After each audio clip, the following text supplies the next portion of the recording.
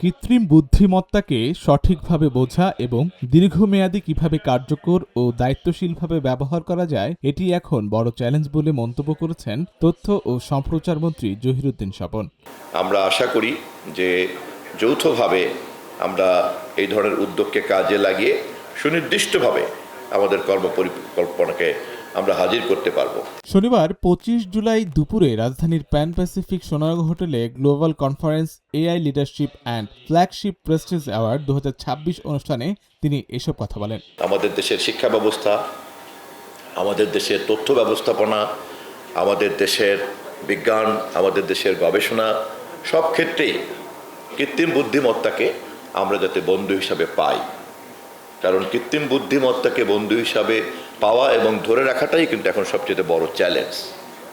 কারণ এই জ্ঞান না থাকলে পরে এবং কৃত্রিম বুদ্ধিমত্তার সঙ্গে বন্ধুত্বের এই ধারাকে অব্যাহত রাখার জটিল বিজ্ঞান এবং জ্ঞানটা যদি না থাকে তাহলে এটা একটা যে কোনো সময় আমাদের জন্য বুমেরাং হয়ে যেতে পারে। ইতিমধ্যেই এর প্রমাণ আমরা অনেকে কিন্তু টের পাচ্ছি। তো সে কারণেই এটা একটা সময়ের দাবি হয়ে দাঁড়িয়েছে।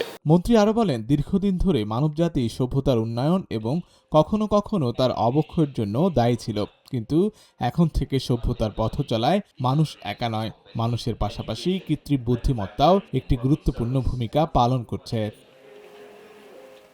আশিক আরেফিন, ঢাকা জার্নাল।